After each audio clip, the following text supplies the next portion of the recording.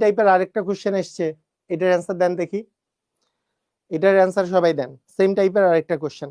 আমি তো একটা কোশ্চেনের অ্যান্সার করে দিলাম, এবার আপনারা একটা কোশ্চেনের অ্যান্সার করেন যে 8, তারপরে 11, তারপরে 17, তারপরে 29, তারপরে 53, তারপরে সংখ্যাটা কত? কি মনে হচ্ছে এটার অ্যান্সার কি হবে?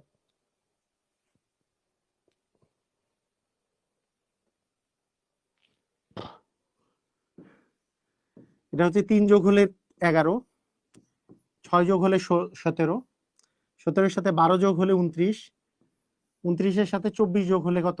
53। তারপরে এবার 48 যোগ হবে, পরবর্তী সংখ্যাটাই 53-এর সাথে 24-এর দ্বিগুণ হচ্ছে 48 যোগ হবে। 48 যোগ হলে কত আসতেছে? 101। তার মানে এটার অ্যান্সার হবে 101। এই তো পেরেছেন, খুবই খুবই সুন্দর আর কি, পেরেছেন।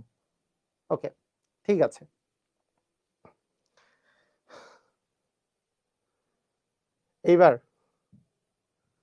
এবার বলেন এটার কি অবস্থা?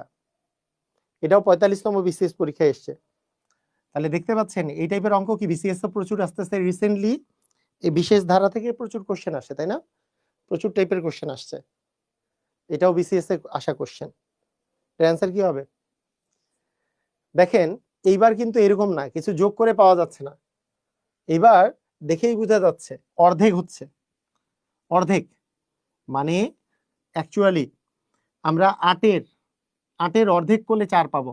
অর্ধেক করা মানে অর্ধেক মানে হাফ দ্বারা গুণ করা। 4-কে হাফ দ্বারা গুণ করলে আমরা কি পাবো? 2 পাবো। 2-কে হাফ দ্বারা গুণ করলে আমরা 1 পাবো। 1-কে হাফ দ্বারা গুণ করলে হাফ পাবো। হাফকে হাফ দ্বারা গুণ করলে 4/1 ভাগ পাবো। আবার যদি আমরা হাফ দ্বারা গুণ করি, এইবার হাফ দ্বারা গুণ করলে কি হবে? 4-এর 1-কে হাফ দ্বারা গুণ করলে 8-এর 1 পাবো, তাই না? এরপরে কোন সংখ্যাটা বসবে? তার মানে 8/1 ভাগ এটা বসবে। মানে প্রতিবার হাফ দিয়ে গুণ হচ্ছে, দেখে বোঝা যাচ্ছে না? এই যে 8-কে হাফ দ্বারা গুণ করলে 4, 4-কে হাফ দ্বারা গুণ করলে 2, 2-কে হাফ দ্বারা গুণ করলে 1, 1-কে হাফ দ্বারা গুণ করলে হাফ, হাফকে হাফ দ্বারা গুণ করলে 4-এর 1, তাকে 4-এর 1-কে হাফ দ্বারা গুণ করলে কি 8-এর 1, তাই না? বুঝছি? পারবো? ওকে,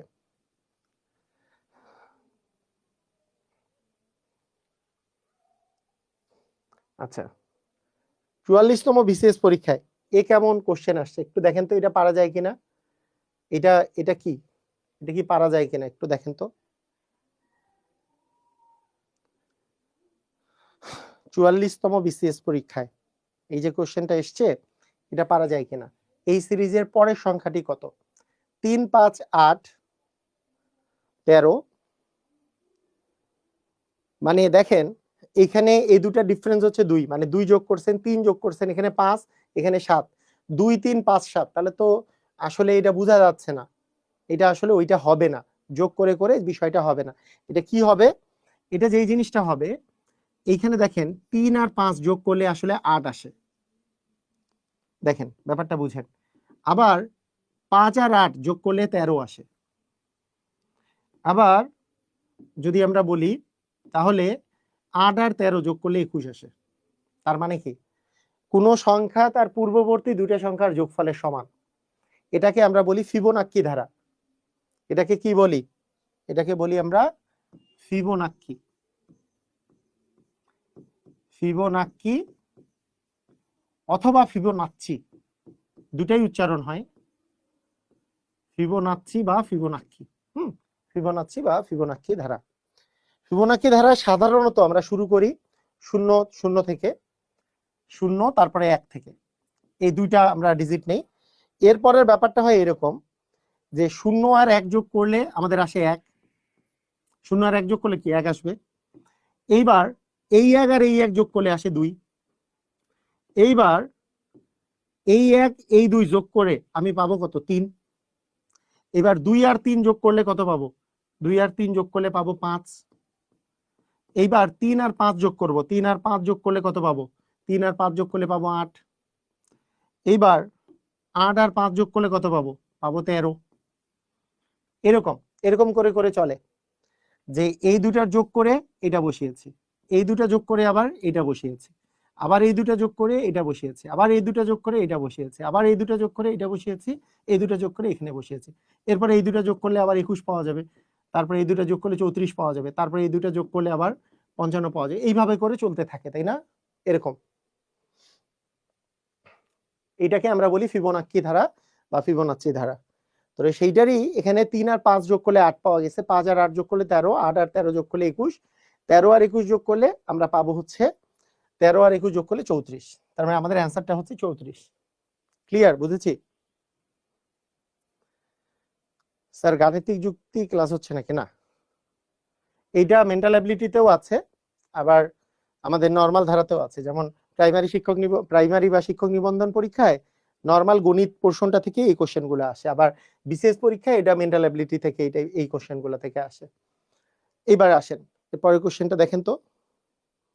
এরপরের কোশ্চেনটা 9, তারপরে 36, তারপরে 81, তারপরে 144, এর পরবর্তী সংখ্যাটা কত? একটু দেখে রিকগনাইজ করতে হবে, তাই না? দেখে রিকগনাইজ করতে হবে। এটা দুই নিয়মে করা যায়, যে এইটা থেকে এটা পার্থক্য কত, এটা থেকে এটা পার্থক্য কত, এটা থেকে এটা পার্থক্য কত। তার চেয়ে আপনি যদি দেখে রিকগনাইজ করতে পারেন তাহলে আপনার জন্য খুব সুবিধা হবে। কি এই 9 মানে কি আসলে? এই 9 মানে আসলে 3-এর বর্গ।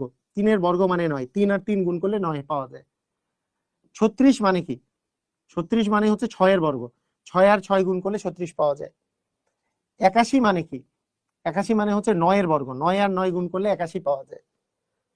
এখন আমাদের কাছে আছে 144, 144 মানে কি? 12-এর বর্গ, 12 আর 12 গুণ করলে 144 পাওয়া যায়। তাহলে এখান থেকে আমরা কি দেখতে পাচ্ছি? এখান থেকে আমরা কার কার বর্গ দেখতে পাচ্ছি? একটা হচ্ছে 3-এর বর্গ, তারপরে 6-এর বর্গ, তারপরে 9-এর বর্গ, তারপরে 12-এর বর্গ। ডেফিনেটলি এইবার কার বর্গ হবে?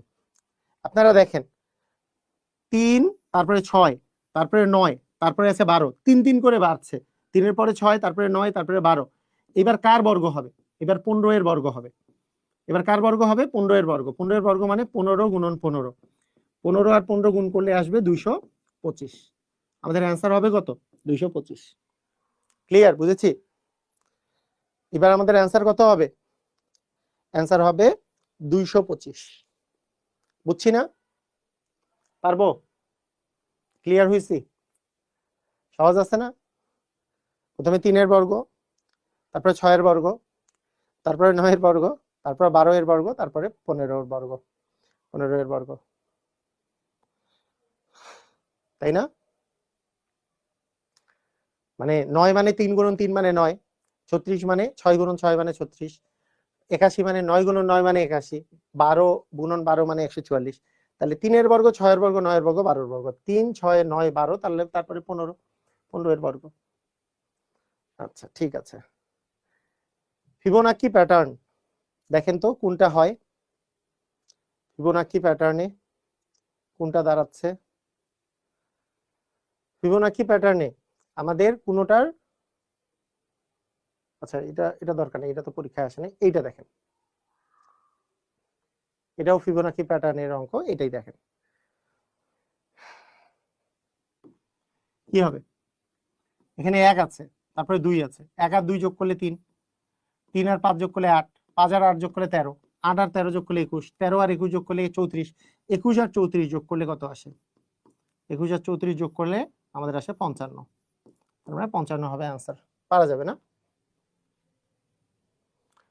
আচ্ছা, ফিবোনাক্কি প্যাটার্নের অঙ্ক পারবেন এখন আসলে, আর এগুলো দরকার নাই। আমরা এরপরে চলে যাব, লাস্টে একটা আছে সমান্তর ধারার, সেগুলো আমরা পরে করব। সমান্তর ধারার মধ্যেই করব, বিশেষ ধারার অঙ্ক এই পর্যন্তই থাক। আমরা চলে যাই সমান্তর ধারাতে একবারে প্রথম 1 নাম্বার টাইপে। আমরা প্রথমে শুরু করছিলাম কত নাম্বার টাইপ? 8 number type. এবার আমরা চলে আসব 1 নাম্বার টাইপে। যদি আমরা প্রথম থেকে শুরু করতে, যদি আমরা মানে শুরু করার জন্য যদি আপনি প্রস্তুত হয়ে থাকেন, তাহলে রেডি কথাটা বলে দেন, আমরা রেডি করে ফেলি, রেডি হয়ে যাই, আমরা শুরু করে দেই। ঠিক আছে? সবাই যদি রেডি হয়ে থাকি তাহলে রেডি কথাটা বলে দেন, আমরা শুরু করে দেই প্রথম থেকে শুরু করি। তাহলে এবার বিশেষ ধরনের ধারা, সেটা আমাদের পড়া শেষ, এটা প্রচুর পরিমাণে পরীক্ষায় আসে, তাই সেটা আমরা আগে করে ফেললাম, কিন্তু এবার আমরা শুরু থেকে শুরু করছি যে ধারা।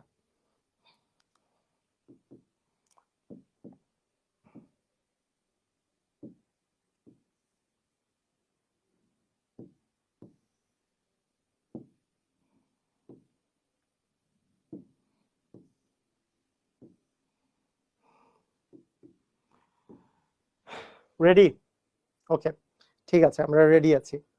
এবার দেখেন, ধারা প্রধানত দুই প্রকারের, একটা হচ্ছে সসীম ধারা, আরেকটা হচ্ছে অসীম ধারা। একটা হচ্ছে সসীম ধারা, আরেকটা হচ্ছে অসীম ধারা। প্রধানত আমরা এই দুই প্রকারের ধারা দেখব। সসীম ধারা মানে যেটার পদসংখ্যা নির্দিষ্ট, 100টা হোক, 1000টা হোক, 1,00,000টা হোক, কিন্তু আমি নির্দিষ্ট করে বলতে পারবো এই ধারাটা শেষ আছে, এবং মানে এটার শেষ পর্যন্ত যে আমাদের এতটা পদ আছে আমি পদসংখ্যা বলে দিতে পারবো, সেটাকে বলবো আমরা সসীম ধারা। আর অসীম ধারা মানে যেটা পদসংখ্যা নির্দিষ্ট না, সেটাকে বলবো আমরা অসীম ধারা।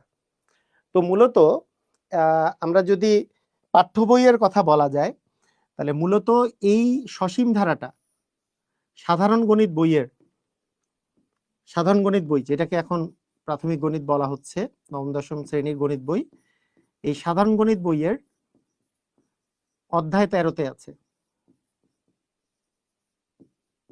অধ্যায় 13, 13.1 এবং 13.2 এটা।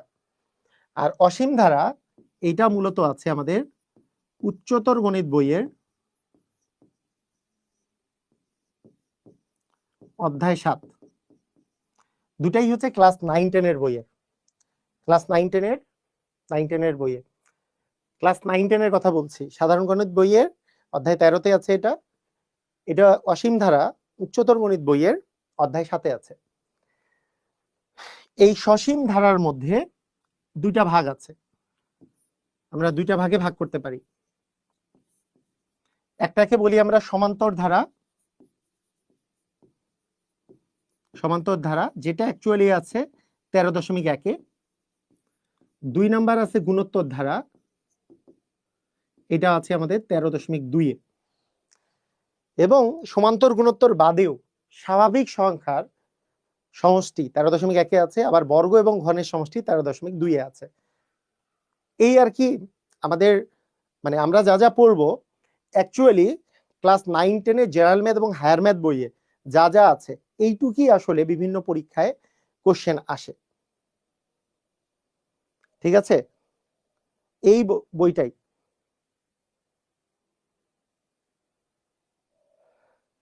মানে এটাই হচ্ছে আমাদের, মানে আমাদের আসলে সিলেবাসে বা বিভিন্ন পরীক্ষায় আসে যে এই জায়গাগুলো থেকে এই প্রশ্নগুলো এই পরীক্ষায় আসে, ঠিক আছে? তো প্রথমে আমরা ভাগ ভাগ করে আমরা পড়ে ফেলি। প্রথমে সমান্তর ধারা পড়বো, তারপরে গুণোত্তর ধারা পড়বো, তারপরে স্বাভাবিক সংখ্যার সমষ্টি পড়বো, স্বাভাবিক সংখ্যার বর্গের সমষ্টি পড়বো, স্বাভাবিক সংখ্যার ঘনের সমষ্টি পড়বো, বিশেষ ধারা তো পড়েই ফেলছি, লাস্টে আবার অসীম ধারা পড়বো। ওই যে পৌনঃপুনিক থাকতে পারে, এই ধরনের ধারায় পৌনঃপুনিক থাকতে পারে, বা অসীমতক সমষ্টি নির্ণয় করতে দিতে পারে, তো সেই টাইপের আমরা ধারার সমষ্টি পড়বো, ঠিক আছে? তো আজকে যতটুকু পারা যায়, ওকে, ঠিক আছে, ওকে।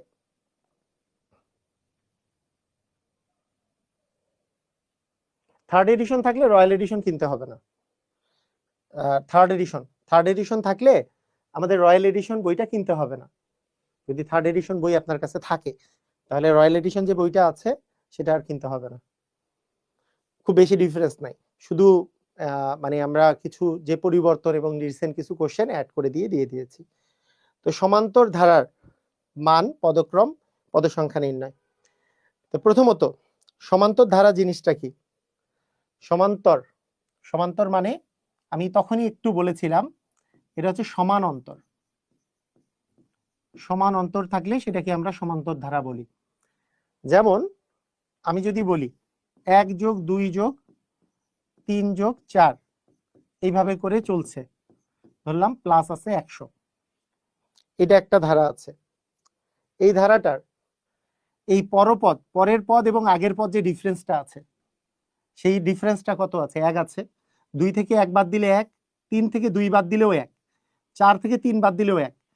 এই পরের পদ আর আগের পদের যে ডিফারেন্স সেটাকে বলি আমরা অন্তর, এবং এই অন্তরটা যদি সমান থাকে তাহলে বলি আমরা সমান অন্তর।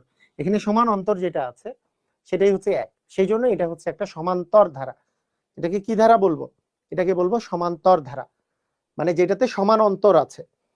এরকম আরো যদি এক্সাম্পল দেই, যদি আমি বলি 3, তারপরে আছে 7, তারপরে আছে 11, তারপরে হচ্ছে 14, না, 4 4 করে বাড়ছে, তাহলে আস্তে আস্তে 15,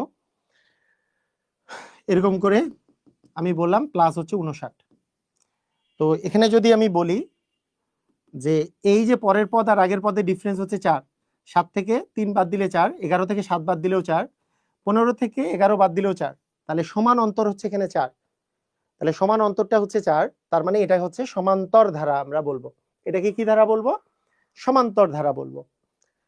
তো বিষয়টা এমনও হইতে পারে, সমান্তর ধারাতে এমনও হতে পারে যে আমাদের এমন হতে পারে যে জিনিসটা কমছে, যে 20-এর পরে 15, তারপরে হচ্ছে 10, তারপরে 5, এইভাবে করে করে চলছে, দিয়ে দিলাম যে -25, এরকম করে দিলাম। হ্যাঁ, তো এটার কি হবে? এটার যেটা হবে যে 25 থেকে 20 বাদ দিলে হচ্ছে -5, এই যে সরি 15 থেকে 20 বাদ দিব, পরেরটা থেকে আগেরটা বাদ দিব, 15 থেকে 20 বাদ দিলে -5, আবার 10 থেকে 15 বাদ দিলে -5, 5 থেকে 10 বাদ দিলে -5, তাহলে এক্ষেত্রেও সমান অন্তর আছে। এই সমান অন্তরকে আমরা বলি সমান্তর ধারা। যখন সমান অন্তর থাকবে, সমান অন্তর থাকলে আমরা কি ধারা বলবো? এটাকে বলবো হচ্ছে সমান্তর ধারা, তাই না? এই যে সমান অন্তর যে আছে, এইটাকে আমরা ডি দ্বারা প্রকাশ করি, সমান্তর বা সমান অন্তর, এটাকে আমরা ডি দ্বারা প্রকাশ করি, এবং এর নাম হচ্ছে সাধারণ অন্তর। এই জিনিসটার নামটা হচ্ছে, এই জিনিসটাকে আমরা নামকরণ করি এভাবে যে সাধারণ অন্তর। তাহলে একটা সমান্তর ধারা যখন থাকে, এই সমান্তর ধারার কয়েকটা জিনিস আমি একটু লিখে ফেলি। সমান্তর ধারা যখন আমি দেখব, প্রথমত আমরা যেই জিনিসটা দেখতে পাবো, সমান্তর ধারার কি থাকবে? একটা প্রথম পদ থাকবে, প্রথম পদ। এই প্রথম পদকে আমরা এ দ্বারা প্রকাশ করব, এ দ্বারা। এবং ওই যে প্রত্যেক ক্ষেত্রে যে সমান অন্তর থাকে, সেটাকে বলি আমরা সাধারণ অন্তর। এই সাধারণ অন্তরটাকে আমরা ডি দ্বারা প্রকাশ করব, ডি দ্বারা প্রকাশ করব সাধারণ অন্তরকে। আচ্ছা, শেষ পদকে আমরা এল দ্বারা প্রকাশ করব। আর মোট পদের সংখ্যা, মোট কয়টা পদ আছে, এই পদ সংখ্যাকে আমরা এন দ্বারা প্রকাশ করব। এগুলো ফিক্সড, এগুলো আমাদের মনে রাখতে হবে। প্রথম পদ হচ্ছে সাধারণ যে অন্তর থাকবে, মানে প্রত্যেক জায়গায় যে মানে বিয়োগফলটা যে সমান হচ্ছিল, সেই মানটাকে আমরা ডি প্রকাশ করব, ডি দ্বারা ডিনোট করব, ডি দ্বারা। ঠিক আছে, বুঝছি? ডি দ্বারা ডিনোট করব। যদি শেষ পদ সেটা এল, মোট পদের সংখ্যা মানে পদের সংখ্যা হচ্ছে এন। এখানে প্রথমত দুইটা জিনিস আপনি মনে রাখেন। প্রথমত, যদি আমাকে কখনো ডিরেক্টলি পদ সংখ্যা বের করতে বলে, মানে পদ সংখ্যা মানে কয়টি পদ আছে, হ্যাঁ, বা এন এর মান কত, তা শেষ পর্যন্ত মোট কয়টা পদ আছে, তাহলে সূত্র ইউজ করব হচ্ছে শেষ পদ বিয়োগ প্রথম পদ ভাগ ডি প্লাস 1, মানে এল মাইনাস এ ডিভিশন ডি প্লাস 1। এই ফর্মুলাটা আমরা ইউজ করব। খুবই চমৎকার একটা ফর্মুলা, যে শেষ পদ বিয়োগ প্রথম পদ ভাগ ডি প্লাস 1, এটা ফর্মুলা ইউজ করব। আর যদি আমাকে কোনো পদ বের করতে বলে, যে এত নাম্বার পদ কত, বা এততম পদ কত, বা এটা শেষ পদ কত, এই রকমের যদি কোনো কোশ্চেন আসে, তাহলে এন তম পদের ফর্মুলা হচ্ছে a plus n minus 1 into d. এই ফর্মুলাটা ইউজ করব। আমাদের নর্মালি এই দুইটা আমাদের টার্গেট থাকবে, এই দুইটা। যদি সমান্তর ধারা যদি থাকে, তাহলে প্রথমত দুইটা জিনিস আমাদের টার্গেট থাকবে। আর যোগফল নির্ণয় করতে বললে কি বলবো, সেটা আমরা পরে আসতেছি, যোগফলেরটা পরে। প্রথমে আসি আমরা, যদি আমাদের এন তম পদ বের করতে বলে বা কোনো তম পদ বের করতে বলে, তাহলে a plus n minus 1 into d. যদি বলে মোট কয়টা পদ আছে, বা এখানে মোট কয়টি পদ আছে বা পদ সংখ্যা কত, তাহলে এন এর মান কত, তাহলে আমরা বের করব l minus a by d plus 1। Clear? বুঝছি? আচ্ছা, দেখা যায় সমান্তর ধারা। আমরা তাহলে এখন আমরা চলে আসি, একেবারে প্রথম কোশ্চেনটাই দেখা যাচ্ছে, বিসিএস এ কোশ্চেন। এখানে বলছে কত নাম্বার পদ, এখানে একটু আগে বুঝে নিতে হবে আমাদেরকে। এখানে আমাদের যে কোশ্চেনটা আছে 5 প্লাস 8 যোগ 11 যোগ 14, তাহলে দেখা যাচ্ছে 8 থেকে 5 বিয়োগ করলেও 3, 11 থেকে 8 বিয়োগ করলেও 3, তাহলে এটা সমান অন্তর আছে, মানে সমান্তর ধারা। সমান্তর আমি তো ফিক্সড, যোগফল বের করতে বলে নাই, তাহলে যে কোনো একটা সূত্র পড়বে, হয় n ইকুয়াল অথবা n তম পদ। কোনটা বসাবো? অ্যান্সার হচ্ছে কত তম পদ 302। এ কথার অর্থ কি? 302 হচ্ছে শেষ পদ। 302 কে যদি আমি শেষ পদ বলি, সেটা কয় নাম্বার পদ, মানে মোট ধারাটাতে মোট কয়টা পদ আছে, এটাই বুঝাইছে। মানে এটা একটা ধারা আছে, লাস্ট পদে আছে 302, ওটা কয় নাম্বার পদ? কয় নাম্বার পদ মানে কি, ওই ধারাটাতে তাহলে কয়টা পদ আছে, মানে এখানে পদ সংখ্যা বের করতে বলছে। এই জিনিসটা বোঝাটা জরুরি। তার মানে এখানে আসলে আমাদেরকে কিসের কিসের মান বের করতে বলছে? পদ সংখ্যা। মানে এইটাতে মোট জয়টা পদ আছে, 302 পর্যন্ত মোট জয়টা পদ আছে, 302টা হচ্ছে অত নাম্বার পদ। কারণ 302টাকে যদি আমি শেষ পদ চিন্তা করি, তাহলে এই 302 পর্যন্ত মোট জয়টা পদ আছে, ওই অত নাম্বার পদটাই হচ্ছে 302, কারণ 302কে আমি শেষ পদ বিবেচনা করতেছি। তাহলে কি করব? 302 ওই যে l মাইনাস a ভাগ d প্লাস 1 শেষ পদ, শেষ পদ হচ্ছে 302, প্রথম পদ a মানে প্রথম পদ 5 ভাগ d, d মানে 8 থেকে 5 বিয়োগ করলেও 3, এটা থেকে এটা বিয়োগ করলেও 3, d এর মান হচ্ছে 3 প্লাস হচ্ছে 1। তাহলে বিয়োগ করলে কত আসে? 297 ভাগ হচ্ছে 3 প্লাস 1। তাহলে কাটাকাটি করলে 3 9 27, 2 7 3 9 27, 99 যোগ 1 মানে আমাদের অ্যান্সার কত হবে? এটার হবে 100তম পদ। পারা যাবে? এটা বুঝেছি, এটা হচ্ছে আমাদের 100তম পদ। তাহলে এই জিনিসটা বোঝাটা জরুরি যে এরকম ধারা ধারা চলতেছে। আমাকে কিন্তু বলে নাই 302তম পদ কত, এটা কিন্তু বলে নাই। আমাকে যদি বলতো 302তম পদ কত, তাহলে n তম পদের ফর্মুলা বের করতাম। আমাকে বলছে কততম পদ 302, কততম পদ মানে কি? n তম পদ, আর n তম, n মানেই তো পদ সংখ্যা, n এর মান বের করতে বলছে। কততম মানে n তম, তার কততম পদ 302, 302টাকে যদি শেষ পদ ধরি তাহলে মোট কয়টা পদ আছে এটা বের করতে বলছে। বুঝছি? ক্লিয়ার? এটা কিন্তু বুঝতে হবে। এই যে কততম পদ, এটা মনে রাখেন, কততম পদ বললে n এর মান বের করবো, এটা মনে রাখেন ডিরেক্টলি। মাথায় যদি বেশি ঝামেলা করে, যদি কততম পদ এত এটা বের করতে বলে, তাহলে n এর মান বের করব, মানে পদ সংখ্যা বের করব, এটা মনে রাখেন। শেষ পদ হচ্ছে 33, প্রথম পদ হচ্ছে 3, ভাগ হচ্ছে এটা থেকে এটা বিয়োগ করলেও 3, এটা থেকে এটা বিয়োগ করলেও 3, d এর মান হচ্ছে 3 প্লাস হচ্ছে 1। তাহলে 30 ভাগ 3 প্লাস 1 মানে 10 প্লাস 1 মানে 11তম পদ হচ্ছে আমাদের 33। বুঝছি? তাহলে আমরা মনে রাখেন কততম পদ বের করতে বললে আমরা সব সময় n এর মান বের করব। যদি বুঝতে একটুকু ঝামেলা হয়, এতটুক বুঝতে, এতটুক মনে রাখা খুব কঠিন কিছু না। কততম পদ যদি বের করতে বলে তাহলে n এর মান বের করব। ক্লিয়ার? বুঝছি? কততম পদ যদি বের করতে বলে তাহলে n এর মান আমরা বের করব।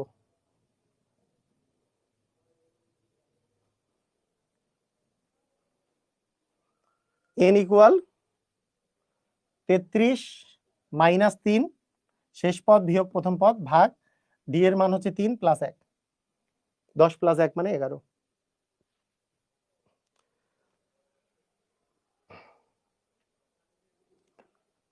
কোন পদ বলতে কততম পদ, কোন পদ বলতে কততম পদ, কততম পদ 383। তাহলে n এর মান বের করব, 383 মাইনাস 1, 383 শেষ পদ বিয়োগ প্রথম পদ ভাগ d, d মানে হচ্ছে 2 করে আছে, d মানে 2 প্লাস হচ্ছে 1।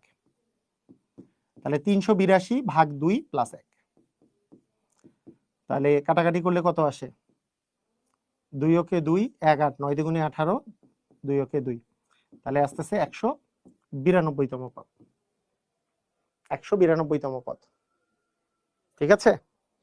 192তম পদ। ক্লিয়ার? বুঝেছি? আচ্ছা, তাহলে কততম পদ বের করতে বললে যেমন n এর মান বের করব, আর ধারাটিতে কয়টি পদ আছে তাহলে তো n এর মান বের করবই। ধারাটিতে মোট কয়টি পদ আছে তাহলে সেটা কার মান বের করব, n এর মান বের করবই, এটাতে তো কোনো সন্দেহই নাই। কোনটা 12 হবে?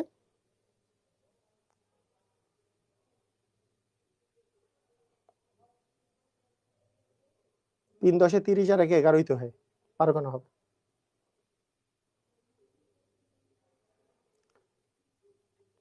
বলছে ধারাটিতে মোট কয়টি পদ আছে, তাহলে তো এন এর মান বের করবই, তাই না?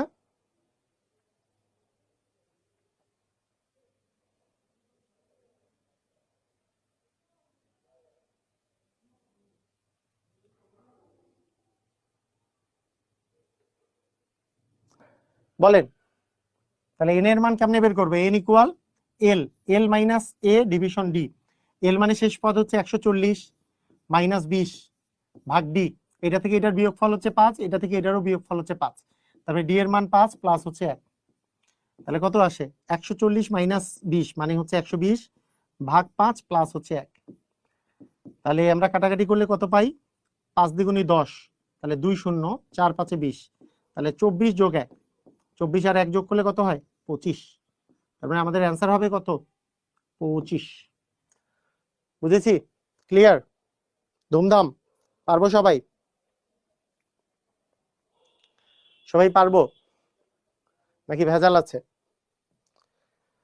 আচ্ছা, এইবার এইবার বলেন কততম পদ না বের করতে বলে আমাকে যদি বলে, মানে দেখেন আমি আবার বলে নেই, এই সূত্র কখন ইউজ করবো, এই সূত্র কখন ইউজ করব। আমাকে যদি বলে পদ সংখ্যা কয়টি আছে বা মোট কয়টি পদ আছে, তাহলে এন এর মান বের করব। অথবা যদি বলে কততম পদ, কততম পদ হচ্ছে এত, মানে ওই পদটার মান দেয়া আছে ওইটা কত নাম্বার পদ, তাহলেও বের করবে এন এর মান। কিন্তু আমার যদি বলে এনতম পদ কত, 10তম পদ কত, 50তম পদ কত, 100তম পদ কত, তাহলে নিচেরটা এন এর মান তখন ওইটা বসাই দিব। এন এর মান ওইটা বসাই দিয়ে আমরা আসলে অ্যান্সার বের করব। হ্যাঁ, লিখিত পদ্ধতি সেম, এই ম্যাথগুলোর লিখিত পদ্ধতি সেম। এগুলোর কোনো এমসিকিউ আর লিখিত পদ্ধতি আলাদা না। এমসিকিউ আর লিখিত পদ্ধতি এগুলো কোনো শর্টকাট নাই, এগুলো সূত্র দিয়েই করতেছি। তাই এগুলো যেমন এখানে দেখেন 1 4 7 এই ধারাটার 19তম পদ কত, তাহলে 19তম পদ যখন বলা হচ্ছে তাহলে প্রথম পদ এ সমান 1, ডি মানে কত, এটা থেকে এটা বিয়োগ করলেও 3, এটা থেকে এটা বিয়োগ করলেও 3, তাহলে ডি এর মান 3। তাহলে এন তম পদ যেমন সেরকম 19তম পদ যখন হবে তখন সূত্র কি হবে? এ প্লাস, এ মানে হচ্ছে 1 প্লাস এন মাইনাস 1, তাহলে সরি 29তম পদ 29 মাইনাস 1, 29 মাইনাস 1 ইন্টু হচ্ছে ডি, ডি মানে হচ্ছে 3। মানে কোন সূত্র ফেললাম? A plus n minus 1 into d, এই ফর্মুলাটা ফেলেছি। তাহলে এ এর মান হচ্ছে 1, এ এর মান হচ্ছে 1, এন এর মান হচ্ছে 29, 29 নাম্বার পদ চেয়েছে, মাইনাস 1 ইন্টু এটা, তাহলে 1 প্লাস 28 গুণন হচ্ছে 3, তাহলে 28কে 3 দিয়ে গুণ করলে আমাদের কত আসে? 3 8 24, 3 2 6 84, 84 আর 1 যোগ করলে কত হবে? 85। তার মানে এটার অ্যান্সার হবে 85। মানে এততম পদ কত যদি এটা বলে, এততম পদ কত, তাহলে তো আর কোনো কথা নাই। এততম পদ বললে আমরা a plus n minus 1 into d এটা ইউজ করব। যেমন এর পরের কোশ্চেনই এন তম পদ কত, যদি বলে এততম পদ কত, পদের মানটা চাইছে, তাহলে আমাদের ফর্মুলা কি? A plus n minus 1 into d. যেই মান দেওয়া আছে সেইটা আমরা বসাবো, যেটা দেওয়া নেই সেটা বসাতে পারবো না। এ মানে প্রথম পদ দেওয়া আছে 1 দেওয়া আছে, এন তম পদ তাই এন তো এনই। ডি এর মান এটা থেকে এটা বিয়োগ করলেও 4, এটা থেকে এটা বিয়োগ করলেও 4, তার মানে ডি এর মান হচ্ছে 4। তাহলে আমরা কত পাচ্ছি? 1 প্লাস 4 আর এন গুণ করলে 4n মাইনাস হচ্ছে 4, তার মানে 4n মাইনাস 4 প্লাস 1 মানে কি? মাইনাস 3, তার মানে 4n মাইনাস 3, এটা হবে আমাদের অ্যান্সার। অ্যান্সার কি? 4n minus 3। বুঝছি? ক্লিয়ার? পারবো? আমাদের সূত্র বসিয়েছি just a plus n minus 1 into d. A এর মান 1, এন এর মান তো বসাতে পারি নাই, এন তো এনই, কারণ এন তম পদই বলেছে। ডি এর মান কত? ডি এর মান হচ্ছে 4, তাহলে এ প্লাস 4n প্লাস হচ্ছে 4n মাইনাস 4, তার মানে 4n মাইনাস 3 হচ্ছে আমাদের অ্যান্সার। ক্লিয়ার? বুঝেছি? পারবো? পারবো সবাই? একটি সমান্তর অনুক্রমে সাধারণ অন্তর হচ্ছে 10। আচ্ছা, এইটা অঙ্ক আমরা একটু পরে করব, এটা অঙ্ক আমরা পরে করব। আচ্ছা না, এটা করে ফেলি। 37তম বিসিএস এ আসছে, করে ফেলি। এটা যে সূত্রের অঙ্ক, এই টাইপের এটা লাস্ট অঙ্ক, এই টাইপের এটা লাস্ট অঙ্ক। তাহলে এই অঙ্কটা করতে গেলে একটু মাথায় কি ঘিরু থাকা তো একটু লাগবে নাকি? খুব বেশি কিন্তু না, আপনি যেগুলো জানেন সেগুলো থেকেই আপনি করতে পারবেন, যেগুলো জানেন সেগুলো থেকেই করতে পারবেন। করতে পারবেন কিনা দেখেন। সাধারণত 10 দেওয়া আছে, সমান্তর অনুক্রম বলে দেওয়া আছে, সাধারণত 10 মানে কার মান 10? ডি এর মান 10। কিসের মান দেওয়া আছে বলেন তো?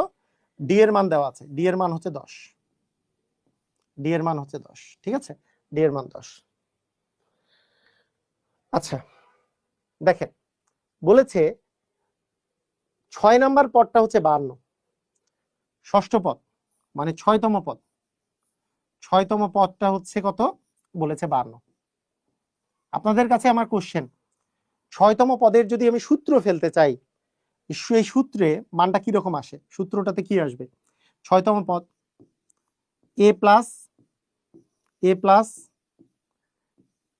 6 minus 1 m plus n minus 1 into d, nতম পদের ফর্মুলা। তাহলে 6তম পদ কি? n এর জায়গায় 6 বসবে, ইন্টু ডি, ডি এর মান তো 10 দেয়া আছে, ডি এর মান 10 বসাই দিই, a plus n minus 1 into D equal হচ্ছে 52।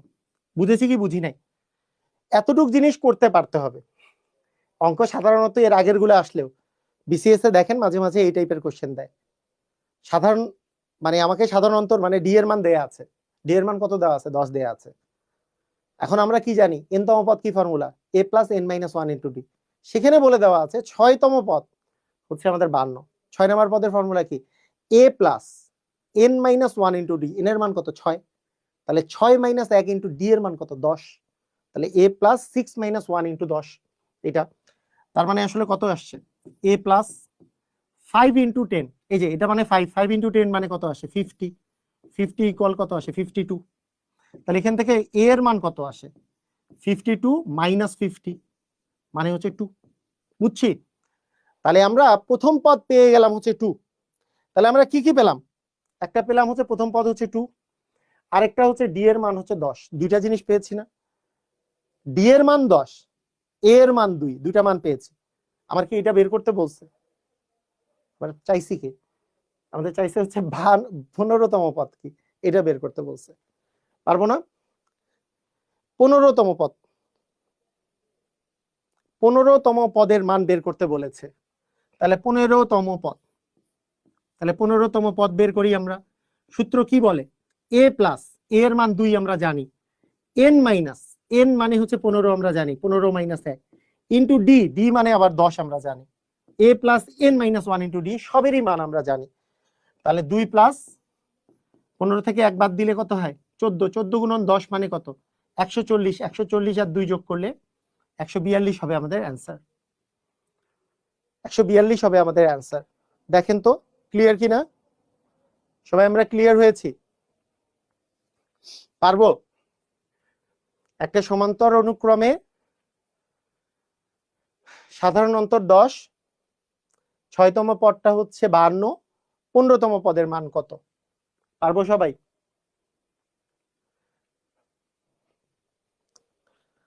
মানে সাধারণ সাধারণ অন্তর মানে হচ্ছে ডি এর মান 10, 6 নাম্বার পদ। তাহলে a প্লাস 6 মাইনাস 1 ইন্টু 10 সমান 52, 6 নাম্বার পদ 52। তাহলে সেখান থেকে এর মান আসছে 2।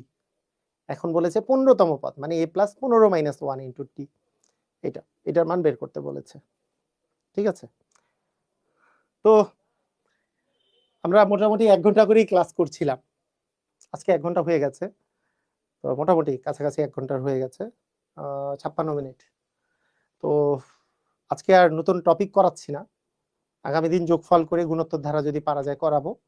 ধীরে ধীরে আমরা শিখছি, তাই না? আজকে একটা পাবলিক ক্লাস নিলাম, তো মাঝে মাঝে পাবলিক ক্লাস আপনাদের নেই। আপনাদের সবার জন্য বলছি, এই অঙ্কগুলো আমি যেভাবে করে করাই এর বাইরে আপনাকে কিছুই করতে হবে না, জাস্ট আপনি এগুলো ভালো করে প্র্যাকটিস করেন, বুঝে বুঝে প্র্যাকটিস করেন, এর বাইরে অঙ্ক করতে হবে না। এবং কিছুদিনের মধ্যে কোর্সটা শেষ করতে করতে আপনার কাছে মনে হবে আপনার গণিতটাই হচ্ছে সবচেয়ে স্ট্রং জোন। শুধু রেগুলারিটি মেনটেন করে প্র্যাকটিস করেন আমার সাথে সাথে, বুঝতে পারবেন। আপনি যত গাধা স্টুডেন্ট হন, একবারে শূন্য থেকে শুরু করেন, বুঝতে পারবেন, সমস্যা নাই। ঠিক আছে? তো ঠিক আছে, আজকের ক্লাস আমাদের এই পর্যন্তই। সবাই ভালো থাকেন। আল্লাহ হাফেজ।